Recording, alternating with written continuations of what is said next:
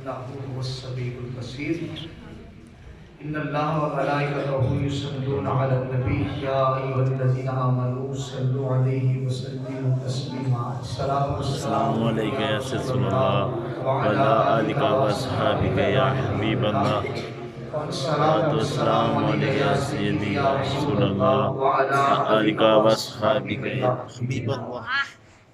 अल्लाह रब्बुल इज्जत का करोड़ा एहसान है कि जिसने हम सबको जिंदगी में एक बार फिर ये बाबरकत दिन अता फरमाया। बेशक आमीन। इरशाद बारी ताला है सुब्हानल्लज़ी अस्रा बिअब्दिही, पाक है वो ज़ात जिसने सैर कराई, बिअब्दिही अपने बंदा खास को। जब कोई काम करता है या काम होता है या कोई कहीं पे जाता है तो चार चीज़ों का लिहाज लाजमी होता है। पहला, कौन लेके जा रहा है। दूसरा, किसको लेके जा रहा है। तीसरा, कहाँ से और कब लेके जा रहा है। चौथा, कहाँ तक और क्यों लेके जा रहा है। तो जो लेके जा रहा है, अल्लाह फरमाता सुब्हानल्लज़ी अस्रा, पाक है वो ज़ात जिसने सैर कराई। किसको सैर कराई। बिअब्दिही अपने बंदा खास को। कब कराई और कहाँ से कराई। लैलम मिनल मस्जिदिल हराम, रात के कुछ हिस्से में और मस्जिद हराम से लेकर कहाँ तक कराई। इलल मस्जिदिल अक्सा, मस्जिद अक्सा तक। अब सवाल पैदा होता है क्यों कराई। लिनुरियहु मिन आयातिना, अल्लाह फरमाता है इसलिए सैर कराई कि मैं अपने महबूब को अपनी निशानियां दिखाऊं। इन्नहु हुवस्समीउल बसीर, बेशक वही सुनता भी है और जानने भी वाला है। बेशक तो अल्लाह रब्बुल इज्जत ने अपने प्यारे महबूब अलैहिस्सलाम को सरापा मुजज़ा बना के भेजा और दो ऐसे मुजज़े अता फरमाए जो बहुत बड़े मुजज़े थे। वैसे हुजूर का सारा जिस्म मुजज़ा है। मुजज़े अंबिया को खुदा ने दिए, मुजज़ा बन के आया हमारा नबी। दो बड़े मुजज़े अता फरमाए। पहला मुजज़ा कुरान और दूसरा मुजज़ा मिराज। आदम अलैहिस्सलाम से लेकर अब तक जितने नबी आए, जितनी किताबें आई, जितने सहीफे आए, कोई किताब कोई सहीफा अपनी असली शक्ल में मौजूद नहीं है। लोगों ने अपनी अकल के मुताबिक उसमें तहरीफ की, लेकिन हुजूर का बड़ा मुजज़ा कुरान, अल्लाह फरमाता है ज़ालिकल किताबु ला रैब फीह, महबूब मैंने इसमें शक की गुंजाइश भी नहीं रखी। बेशक शक होना दूर की बात है, गलती होना दूर की बात है, तो मैं ला रैब फीह, शक की गुंजाइश भी नहीं रखी इसमें। और दूसरा मुजज़ा मिराज है। बाज़ लोग कहते हैं कि हुजूर ने मिराज पे गए हैं लेकिन सिदरा से वापस आ गए। गए जरूर हैं लेकिन अल्लाह को नहीं देखा, जिब्राइल को देखा, मिला और मिल के वापस आ गए। तो इमाम राजी कहते हैं कि अगर हुजूर ने जिब्राइल ही को देखना था, अगर जिब्राइल ही को देखना था तो जिब्राइल तो पहले 24,000 मरतबा उनके दरवाजे का सवारी बना था। और कुरान कहता है मा ज़ागल बसर व मा तग़ा, मेरे रब मेरे महबूब ने मुझे इस अंदाज से देखा कि ना आंख झपकी ना आंख हद से बढ़ी। तो इस अंदाज से अल्लाह के रसूल वहां तक पहुंचे जहां तक किसी की सोच भी नहीं जा सकती। अल्लामा अबुल हसन रिफाई अलैहिर्रहमा यहाँ पर बड़ी खूबसूरत बात करते हैं। अकायद नस्विया में फरमाते हैं कि जो लोग इस चीज़ का इनकार करते हैं कि हुजूर मिराज में गए हैं, آپ فرماتے ہیں کہ میرے دل میں خیال پیدا ہوا، کیونکہ بندہ جس سے محبت کرتا ہے اس کا جی چاہتا ہے کہ میں اپنے محبوب کی اداؤں کو اپناؤں۔ یہ محبت کی علامت ہے۔ آپ اپنے محبوب سے محبت کا دعویٰ بے انتہا کریں اور عادت ایک بھی محبوب والی نہ ہو تو اللہ محبت قبول نہیں کرتا۔ بے شک۔ علامہ ابو الحسن رفاعی فرماتے ہیں میں بیٹھا ہوا تھا، دل میں اچانک خیال آیا اور حضور کا معراج میرے ذہن میں گھوم رہا تھا کہ میں اس عرش کی زیارت کروں، معراج کی شب جس عرش میں میرے حضور کے قدم چومے تھے۔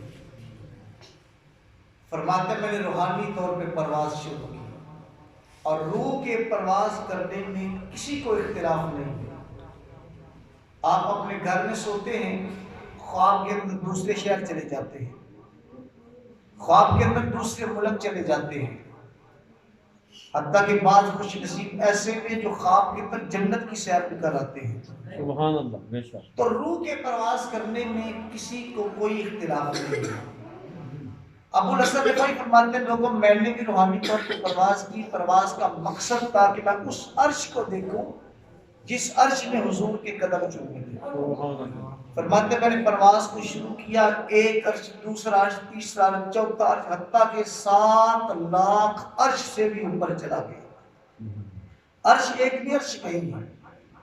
فرماتے ہیں کہ 7 لاکھ عرش سے بھی جب اوپر گیا تو ہاتھوں سے آواز آئی، اے ابو الحسن رفاعی کدھر کا ارادہ ہے، کہاں آ رہے ہو؟ جواباً کہا مالک اس عرش کی تلاش میں نکلا ہوں جس عرش میں معراج کی شب تیرے نبی کے قدم چومے تھے۔ تو فرمایا ارجع لا وصول کا ابو الحسن رفاعی واپس پلٹ جا۔ تو انہیں 7 لاکھ عرش عبور کیے ہیں، زندگی کی ایک ایک سانس بھی پرواز میں گزار دے تو اس عرش کی زیارت نہیں کر سکتا جس عرش نے میرے محبوب کے قدم چومے۔ کیا حد ہے ان کے عروج کی، بلغ العلا بکمالہ۔ تو حضور وہاں تک پہنچے ہیں جہاں تک کسی کی عقل بھی نہیں جا سکتی، جہاں تک گمان بھی کسی کا نہیں جا سکتا۔ کیا کسی نے کہا تھا کہ سی معراج راز محبت آدھا، سی معراج راز محبت آدھا نہیں سی کسی دی سمجھ وچ آن والا، سی معراج راز محبت آدھا نہیں سی کسی دی سمجھ وچ آن والا۔ صدیہ طالب گیا مطلوب ہوتے، جبرائیل سی صد لے جان والا، اور بازے آخ دے بن دروازے تو کیویں پہنچیا عرش تے جان والا۔ ابر عقل نو ایتھے دخل کیے، جانے جان والا یا پھر لے جان۔ تو حضور وہاں تک پہنچے جہاں تک کسی کا گمان بھی نہیں جا سکتا، وہاں تک اللہ کے رسول پہنچے ہیں۔ تو اللہ فرماتا ہے سبحان الذی اسری، حضور نے تو یہ کہا ہی نہیں کہ میں نے سیر کی۔ سارا قرآن احادیث رسول کی ساری کتابیں کھنگال کے دیکھیں، ایک موقع میں بھی اللہ کے رسول نے یہ نہیں کہا کہ میں نے سیر کی۔ جب بھی بات آتی ہے اللہ فرماتا ہے سبحان الذی اسری، میں نے سیر کروائی ہے۔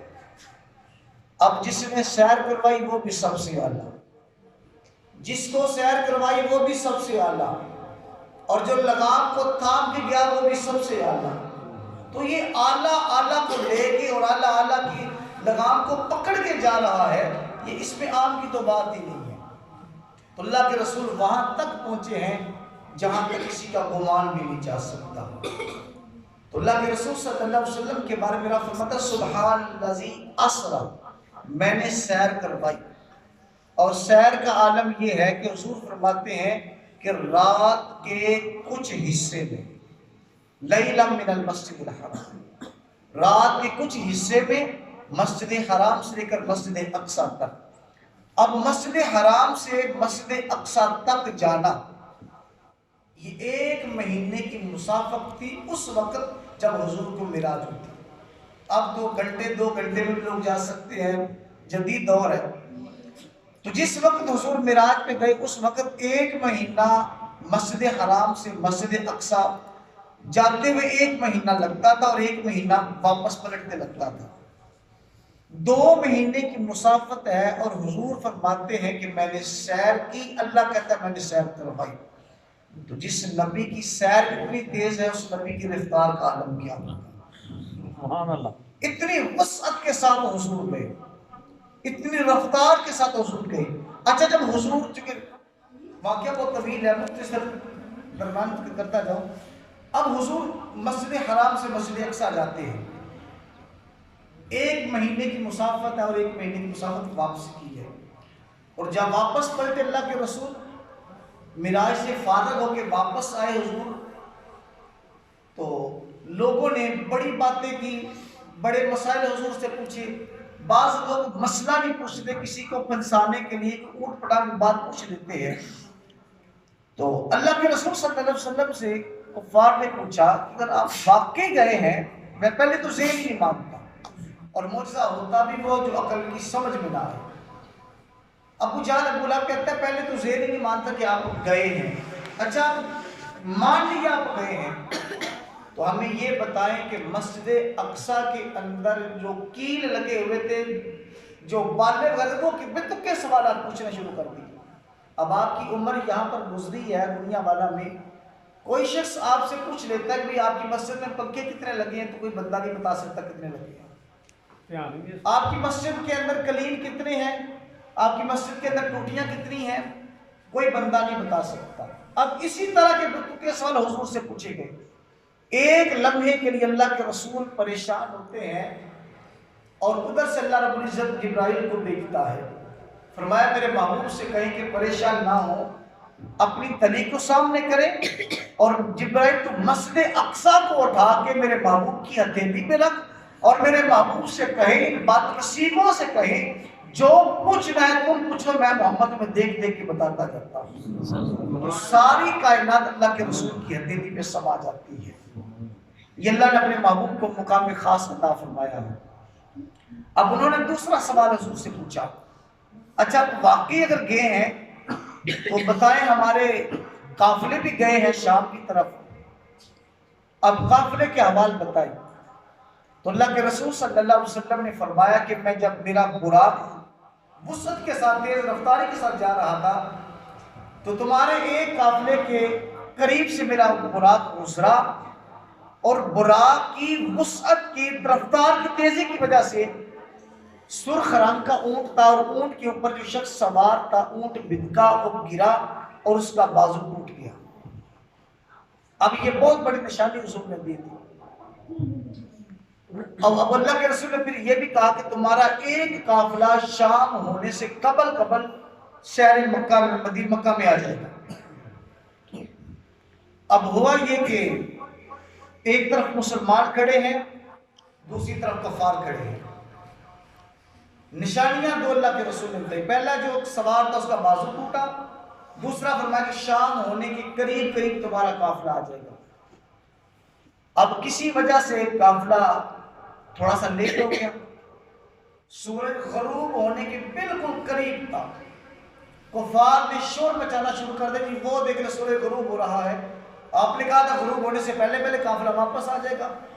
اب حضور علیہ السلام چند لمحوں کے لیے پریشان ہوتے ہیں, تو حاتم غیب سے آواز آتی ہے محبوب پریشان مت ہو, اگر ان کا قافلہ کسی وجہ سے لیٹ بھی ہو جائے یا جان بوجھ کے خود قافلے کو لیٹ کر دیں, محبوب اگر اونٹوں کی لگامیں کفار کے ہاتھ میں ہیں تو سورج کی لگام تیرے رب کے ہاتھ میں ہے.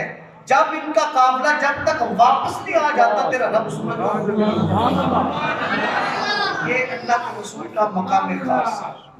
بس سورج کی سواری کی لگام ان کے ہاتھ میں ہے, سورج کی لگام تیرے رب کے ہاتھ میں ہے. اب سورج اپنی کرنوں کو سمیٹ رہا تھا, مجمع سے ایک شخص نے کہا کہ وہ دیکھ لو سورج غروب ہو گیا. جب سورج غروب ہوا تو سامنے سے تازہ گرد اٹھتی نظر آئی. حضرت ابوبکر صدیق فرماتے تمہارا سورج غروب ہوا, وہ دیکھ لو ہمارا قافلہ بھی سامنے نظر آ چکا ہے. اور جب تصدیقاً قافلے کو دیکھا گیا تو واقعی ایک شخص کا بازو ٹوٹا ہوا تھا. تو یہ مقام خاص اللہ نے محبوب کو دیا تھا.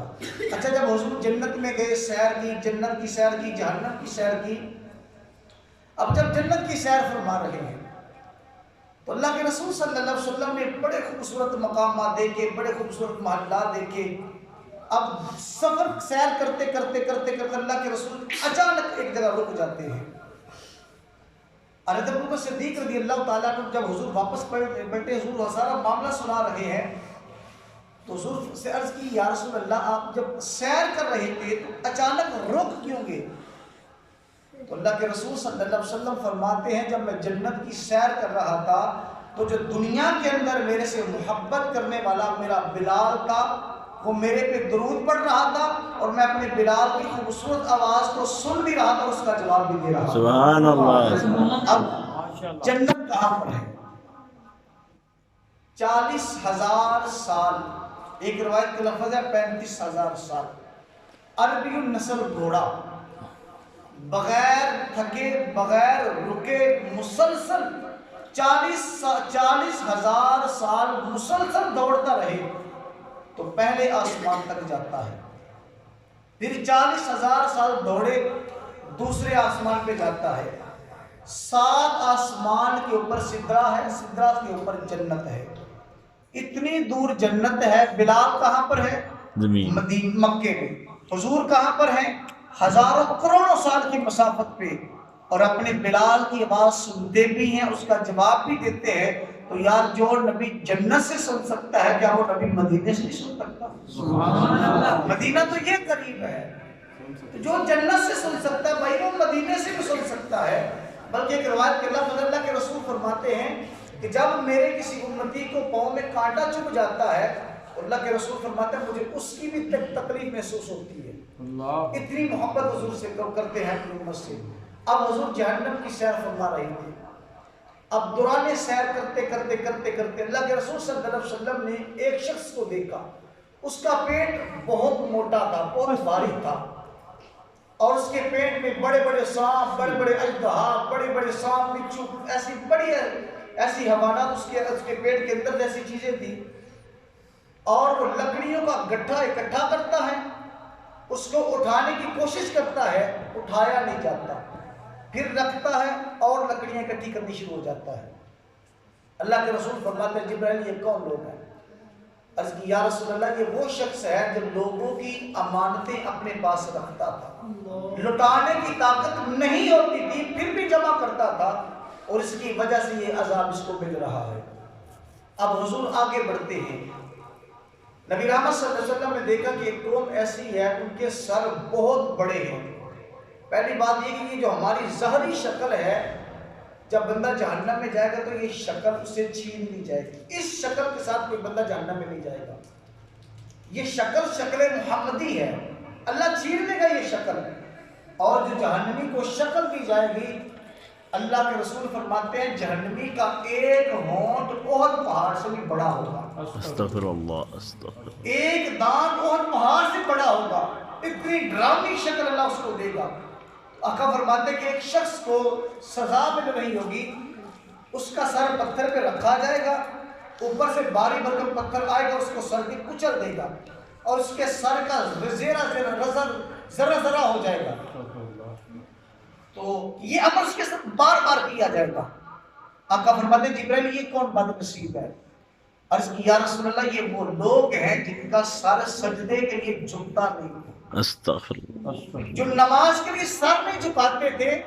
بے نمازی کی سب سے بڑی سزا یہ ہے کہ قیامت کے دن جب اللہ تعالیٰ اپنا دیدار بندوں کو عطا فرمائے گا، سارے لوگ اللہ کا دیدار کرتے کرتے وقت حق کے شکر کے لیے سجدے میں گر جائیں گے، اور بے نمازی اس دن چاہے گا سجدہ کرے لیکن اس کی کمر سریے کی طرح اکڑ جائے گی، وہ چاہے گا بھی سجدہ کرے لیکن اللہ پھر بھی اس کو توفیق عطا نہیں فرمائے گا۔ تو کہا یا رسول اللہ یہ وہ لوگ ہیں جن کے سر اللہ کی بارگاہ میں نہیں جھکتے تھے، اور آج ان کے سروں کو آج سے لے کر قیامت تک اللہ تعالیٰ ان کے سروں کو یوں ہی جھکاتا رہے گا۔ امام الانبیاء کے دیوان النماز بہت بڑی فضیلت ہے، بہت زیادہ اس کا ثواب ہے۔ ایک روایت کے لفظ اللہ کے رسول صلی اللہ علیہ وسلم فرماتے ہیں کہ جب ایک گنہگار نماز پڑھتا ہے، سر سجدے میں رکھتا ہے، تو اللہ کا ایک فرشتہ آتا ہے اور اس کے سارے صغیرہ گناہ ایک چادر میں باندھ دیتا ہے، گٹھری میں باندھ دیتا ہے، اور جب وہ نماز سے فارغ ہوتا ہے تو اللہ کی بارگاہ میں عرض کرتا ہے کہ یا اللہ اس کے گناہ اس کو واپس لوٹا دو. اللہ فرماتا ہے جو ہے فرشتوں اگر اس کے گناہ اترے ہیں تو اترے ہی رہنے دو. میری شان نہیں کہ میں دوبارہ اس کے گناہ اس کے سر پہ ڈال دوں. تو جب بندہ ایک نماز پڑھتا ہے نماز ختم ہونے سے پہلے اللہ سارے صغیرہ گناہ معاف فرماتا ہے. سبحان اللہ سبحان اللہ. اب حضور تھوڑا سا آگے بڑھتے ہیں. کچھ خواتین کو دیکھا جو ایک تنور کے اندر برہنہ جسم اور الٹی لٹکی ہوئی ہیں. اب وہ چیخو پکار کر رہی ہیں آقا فرماتے ہیں جبرائیل یہ کون سی خواتین ہیں؟ عرض کی یا رسول اللہ یہ وہ بدنصیب عورتیں ہیں جو جس لباس پہننے کے باوجود بھی ننگی ہوگی. استغفر اللہ. آج ہر شخص کو اپنے گھر کا محاسبہ کرنا چاہیے کہ میں اپنی بیٹی کو اپنی بیوی کو کون سا لباس لے کے دے رہا ہوں. آج تو بڑے نعرے لگائے جاتے ہیں. ابھی یہ عورت مارچ ہوا تھا, اللہ معاف فرمائے, اس میں ایسے بےہودہ قسم کے نعرے تھے کہ ابھی ہم شام سے وقت سوشل میڈیا پہ دیکھ رہے تھے کہ اس میں خواتین نعرہ کیا لگا رہی تھی کہ عمران بھی سن لے آزادی, خدا بھی سن لے آزادی, رسول بھی سن لے آزادی, اولیاء بھی سن لے آزادی. ایسے بےہودہ نعرے لگائے جا رہے تھے. تو یہ آج نعرے لگا رہی ہیں, قیامت کے دن ان کو اس تنور میں اونتے منہ لٹکایا جائے گا. اور قرآن اللہ فرماتا ہے قوا انفسکم واہلیکم نارا وقودها الناس والحجارہ. اے لوگوں اپنے آپ کو بھی اور اپنے گھر والوں کو بھی جہنم کی آگ سے بچا لو. کون سی جہنم کی آگ؟ اعدت للکافرین, کہا جو کافروں کے لیے بنائی گئی ہے. تو حضور صلی اللہ علیہ وسلم تھوڑا سا آگے بڑھیں گے. ایک ایسی قوم کو دیکھیں گے جن کے ہونٹوں کو لوہے کی کینچیوں کے ساتھ کاٹا جا رہا ہوگا. جبرائیل یہ کون لوگ ہیں؟ یا رسول اللہ یہ وہ بدنصیب خطباء ہیں جو لوگوں کو کچھ بتاتے تھے, اپنا عمل ان کا کچھ ہوتا تھا. تو اللہ قیامت کے دن ایسے خطباء کو بڑی سزا دے گا جن کا عمل خود اپنا کچھ ہوتا ہے, لوگوں کو کچھ بتاتے ہیں, لوگوں کو بتاتے ہیں کہ یہ حرام ہے, یہ حلال ہے, یہ صحیح ہے, یہ غلط ہے, لیکن ان کا اپنا معاملہ اس کے برعکس ہوتا ہے. اب حضور تھوڑا سا آگے بڑھتے ہیں. ایسی قوم کو دیکھتے ہیں کہ جو لوہے کے ناخنوں کے ساتھ اپنے جسموں کو چھید رہی ہے. فرمایا جبرائیل یہ کون لوگ ہیں؟ کہا یا رسول اللہ یہ وہ بدنصیب لوگ ہیں جو غیبت کیا کرتے تھے. آج ہم چائے کی دکان پہ بیٹھ کے اتنی غیبت کرتے ہیں, بے تکی باتیں کرتے ہیں جن کا کوئی مقصد ہی نہیں ہوتا. کہتے کہ میں نے فلاں سے سنا ہے, یہ بات میں نے فلاں سے سنی, ہو سکتا ہے وہ جھوٹ بھی ہو سکتی ہے.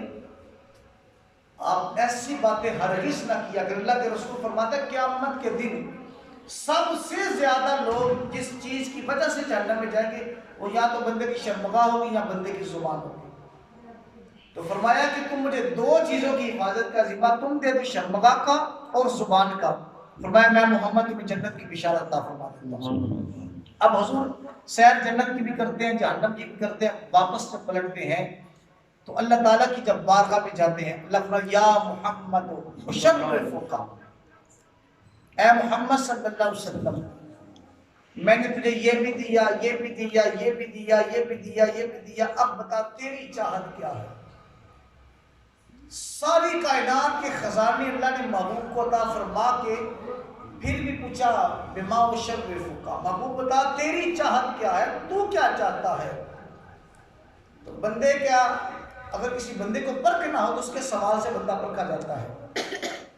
تو جب حضور سے اللہ نے پوچھا بما اشرفک یا محمد, اے محمد بتا تجھے کیا چاہیے, تو اللہ کے رسول فرماتے ہیں یا اللہ میں نے طواف کرتے ہوئے بھی تجھے رب کہا, میں نے بدر کی وادی میں بھی تجھے رب کہا, میں نے احد کی سختیوں میں بھی تجھے رب کہا, میں نے پہاڑوں میں, ریگستانوں میں, ہر جگہ پہ جہاں بھی پکارا صرف تجھے پکارا ہے.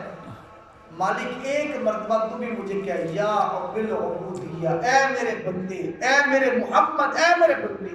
مالک میں ساری زندگی تجھے رب کہتا ہوں, آج ایک بار تو مجھے اپنا بندہ کہہ دے. تو کتنی سادگی تھی اللہ کے رسول کے الفاظ میں. جب واپس پلٹتے ہیں تو محبوب جب محب و محبوب کے پاس جاتا ہے تو کوئی تحفہ لے کے جاتا ہے. اور پھر وہ بھی کوئی تحفہ اس کو عطا فرماتا ہے۔ اللہ کے رسول صلی اللہ علیہ وسلم اللہ کی بارگاہ میں وہ تحفہ لے کے گئے جو اللہ کی بارگاہ میں پہلے نہیں تھا، چونکہ اللہ کی بارگاہ میں جلال ہی جلال ہے۔ تو اللہ کے رسول تحفہ کیا لے کے گئے؟ عاجزی ان کی ساری اس کی بارگاہ میں، کہ ساری رات سجدے میں سر رکھ کے بھی کہو کہ مالک تو راضی ہو جائے، پڑھنے تے مان نہ کری تے ناک ہی نہ پڑیا، او ستار کہار کہاوے مطلب روڑ دے میں دودھ کڑیا۔ تو اپنے آپ میں بندہ مان نہ کرے، یہ اللہ کے رسول نے سکھایا ہے۔ اب جب حضور بھی کیا لے کے آئے؟ 50 نمازوں کا تحفہ اللہ نے محبوب کیا۔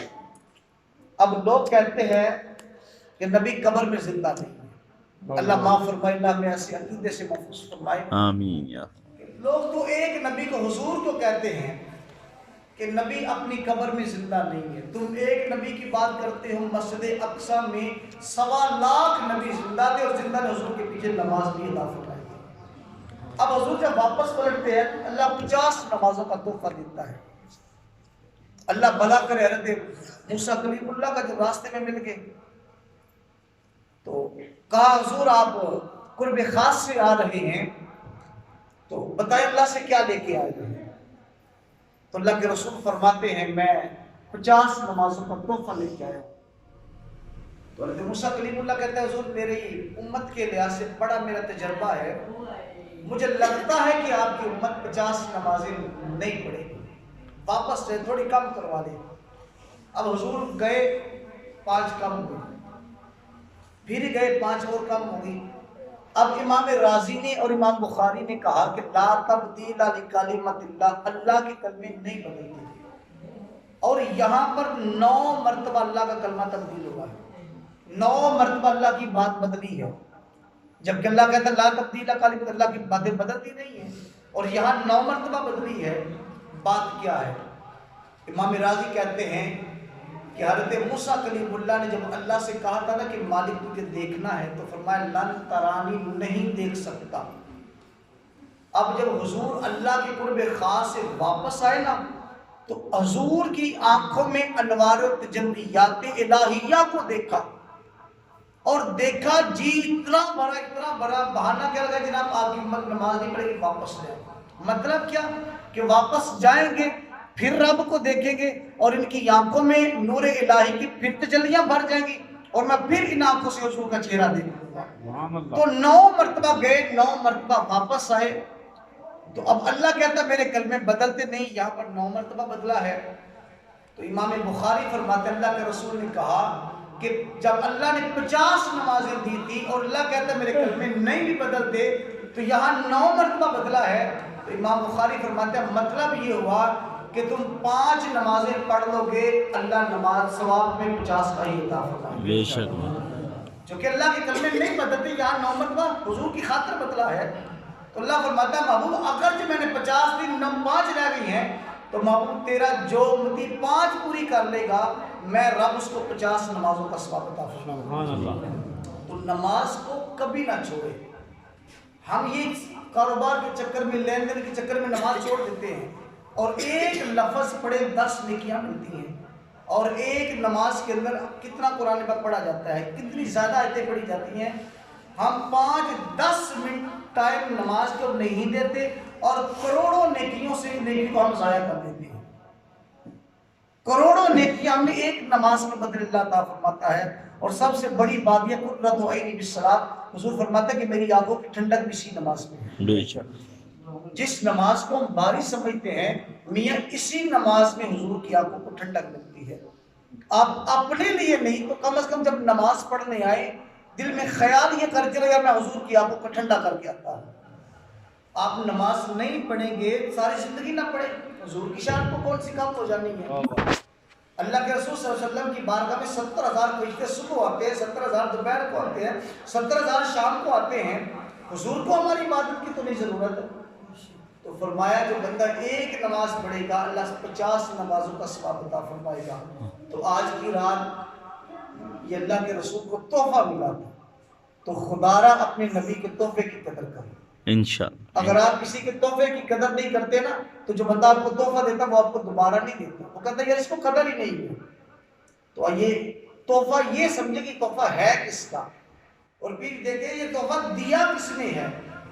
یہ تحفہ تمہارے رب نے تمہارے نبی کو دیا ہے اور ہمارے لیے دیا ہے۔ حضور جانتے تھے کہ میری امت بڑی گناہ گار ہے، چلو صغیرہ گناہ نماز کے ساتھ اللہ معاف فرما دے گا۔ تو فرمایا سبحان الذی اسریٰ بعبدہ، پاک ہے وہ ذات جس نے اپنے محبوب کو سیر کروائی، لیلا من المسجد الحرام، رات کا کچھ حصہ تھا مسجد حرام سے مسجد اقصیٰ، الی المسجد الاقصیٰ، وہاں سے پھر حضور واپس بھی آئے۔ تو امام الانبیاء کے دیوان میں وقت کے دامن میں اتنی گنجائش نہیں ہے کہ ہم مزید وقت کو ضائع کریں، اپنے رب کو راضی کریں، اور رب کو راضی کرنا کوئی مشکل نہیں ہے۔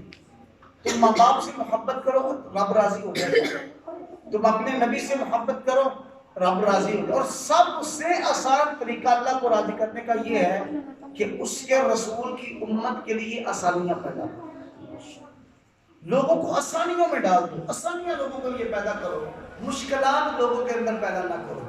جب ہم لوگوں کے لیے آسانیاں پیدا کریں گے تو قیامت کے دن اللہ رب العزت ہمارے لیے آسانیاں پیدا کرے گا انشاءاللہ۔ اللہ تعالیٰ کی بارگاہ میں دعا ہے اللہ تعالیٰ ہم سب کو حضور نبی رحمت سے محبت کی توفیق عطا فرمائے، آمین بجاہ النبی الامین۔ اگر کوئی دوست اب نوافل ادا کرنا چاہے